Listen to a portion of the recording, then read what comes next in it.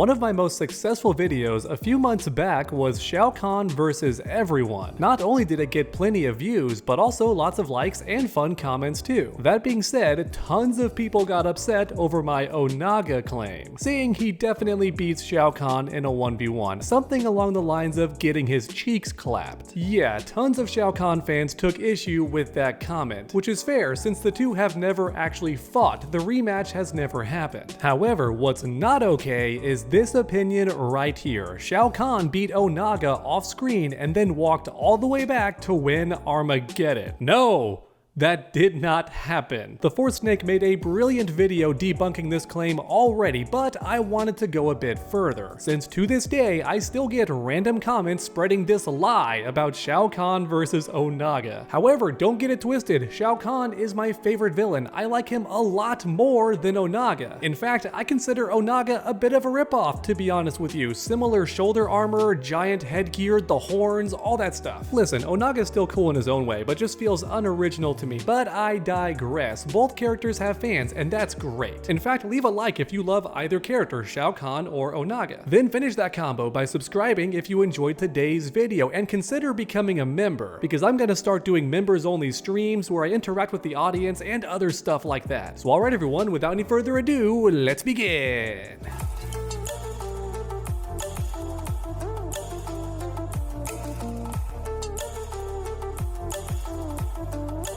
Alright, here we go, debunking the dumbest argument in Mortal Kombat history. Shao Kahn beating Onaga off screen and then marching all the way back to the pyramid, somehow beating Taven in between, and also Shinnok, who was there too. Here we go, I think the biggest misunderstanding is the Armageddon opening being canon, as in it actually happened lore-wise. That's false, it absolutely did not happen, and anyone who played the Armageddon game knows this. For example, Sonya Blade is never anywhere near the pyramid, and Scorpion wasn't either. But all those tiny nitpicks aside, how and where the characters die is also incorrect. For example, MK9 shows Scorpion dead at the base of the pyramid, and Sub-Zero clearly killed him since the icy sword is stuck in his backside. Bro literally died from a back shot. But if NetherRealm wants us to believe the Armageddon intro is canon, like this long shot of the staircase would imply, then Scorpion's corpse should be at the top of the pyramid, along with Shinnok, since both of them are seen running towards Shang Tsung right before he dies. And looky here, we see Shang Tsung's body where it should be, but what about Shinnok? Yeah, nowhere to be seen, and Scorpion's corpse should be up here too since he was right next to Shinnok. Unless you expect me to believe that Scorpion ran all the way back down the pyramid just to fight Sub-Zero and then died. I doubt it. Alright everyone, before going any further, a quick word from today's sponsor. I'm talking about Wand. Gaming is already fun, but changing the rules? Now that's next level. Like getting a dynamic map or being teleported to rare items? What about slowing the game down to make reacting easier?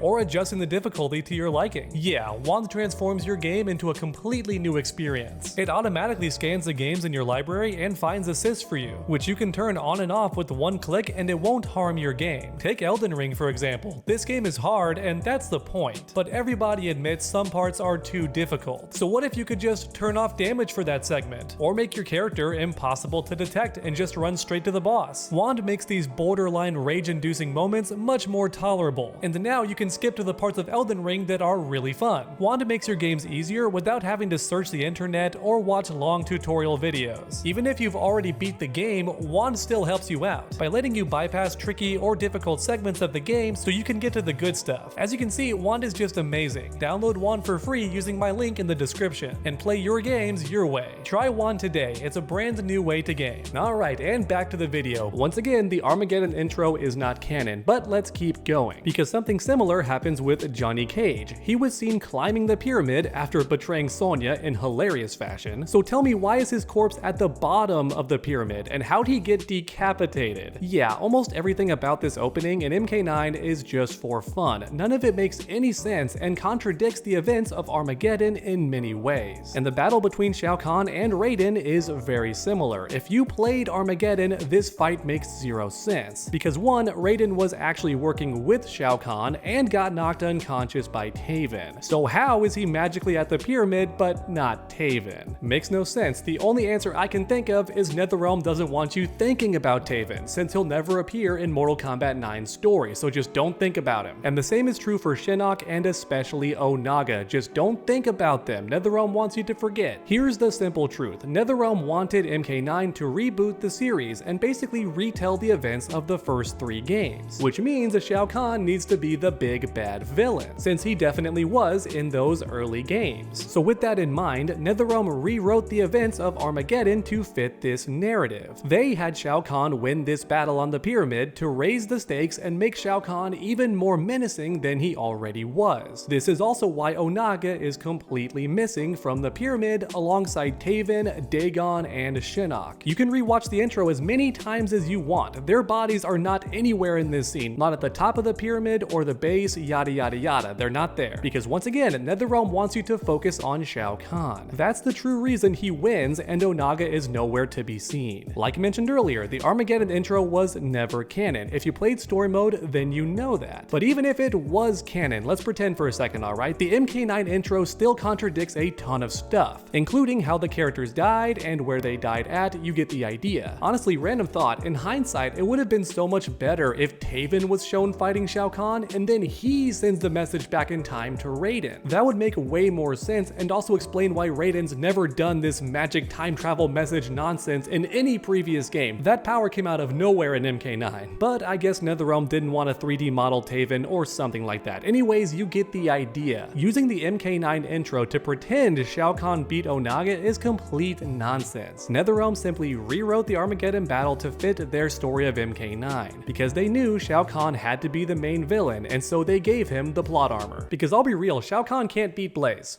Like, I just don't think he has it in him.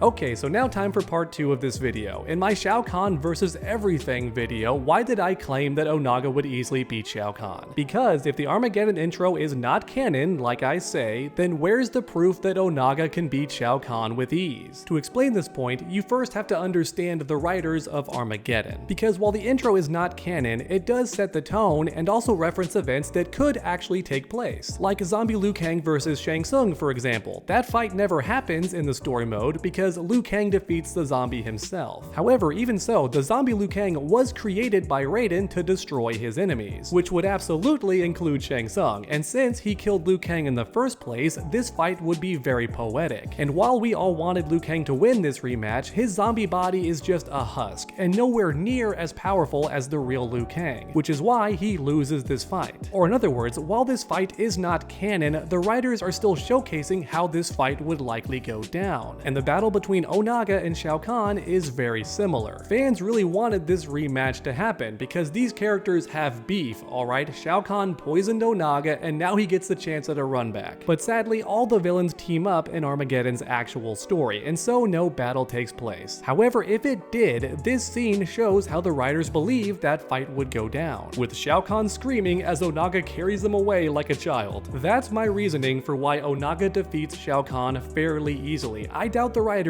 and Midway would storyboard this fight, animate it, voice act it, all that stuff, unless they believed the fight would actually go down this way. The man gets picked up and carried away screaming the entire time, and also drops his hammer too, so he doesn't even have his main weapon with him. At no point is Shao Kahn seen breaking free, which he definitely would if he could, since getting carried away from the pyramid means certain failure. Somebody else is definitely gonna kill Blaze before Shao Kahn can get back to the pyramid. So yeah, if Shao Kahn was strong enough to break free there, he definitely would, because every second he's flown away decreases his chances of beating Blaze and claiming ultimate power. But funny enough, Onaga doesn't care about winning the pyramid or any of that stuff. He just wants the run back on Shao Kahn, and I kinda respect it. But in summary, the writers themselves are speaking through this intro in Armageddon. While none of it is canon whatsoever, it still shows how the creators believe these fights would go down. So if anyone in the comments still wants to argue with me, please keep in mind you're arguing with the writers as well. The literal creators of Mortal Kombat. All this being said, I suppose the main argument against my points would be Shao Kahn getting much stronger after poisoning Onaga. And while that is true, and Shao Kahn did get much stronger over the centuries, we see what a powerhouse Onaga is in the Deception intro, which is actually canon, unlike the Armageddon intro. And look at Onaga just tanking everything. He's clearly on a different level than everybody else, including Shao Kahn. Because once again, I love Shao Kahn. I prefer him as a character, but he's never been seen tanking all these hits like they're nothing. For Pete's sake, the man was reeling after a gut kick from Shang Tsung, stumbling backwards, even dropped his hammer. Meanwhile, here's Onaga taking Thunderbolt and Soul Magic, all that stuff at the same time and shrugging it off. So yeah, I'm sorry, but no amount of copium is going to convince me that Shao Kahn beats Onaga. The guy's just on a different level. In fact, if you beat Mortal Kombat Deception using Shao Kahn, even his own ending has him asking Goro for help. Yup, even after all these centuries later, Shao Kahn couldn't beat Onaga on his own. And also, guess what? He still uses poison. That's right. Once again, the writers are showing us how much stronger Onaga is than Shao Kahn. The man even needed help in his own arcade ending where everyone has plot armor. He still needed Goro and he still needed poison. So there you have it. Like I stated at the very start of this video, I think Shao Kahn is much cooler than Onaga, but pretending he defeated Onaga off screen after getting carried away screaming and then somehow made it all the way back to the pyramid before Taven or anyone else killed Blaze is just pure copium. Nothing about that story makes any sense whatsoever. Instead, it's very clear that NetherRealm rewrote the events of Armageddon so that Shao Kahn was the big bad of Mortal Kombat 9. The end, period, end of discussion, no debate possible. But hey, I suppose you still can in the comments section. Maybe I'll see the light. Why do you think Shao Kahn could possibly beat Onaga off screen after the events of the intro in Mortal Kombat Armageddon? Then afterwards, how do you think he made it all the way back to the pyramid before anyone else killed Blaze, along with Shinnok and Scorpion, since they should also be at the top of the pyramid too, if you really believe the Armageddon intro is canon. Then on top of that, we have all the characters you never see die in the intro. They just get knocked away, like Mileena, Cyrax, Fujinko, Sonya. None of them die, they just stumble down the pyramid a bit. They're still alive. How'd Shao Kahn get past all them? You know what I mean? It's just so obvious that NetherRealm rewrote everything because they wanted Shao Kahn to be the new big bad villain, so just forget about everything else. Anyways everyone, thanks for watching and I hope you enjoyed today's video, even if you disagree. So leave a like down below if you had fun today. Then finish that combo by subscribing and ringing that bell so you never miss any future videos. Make sure to come back next time, and as always, stay underdogs.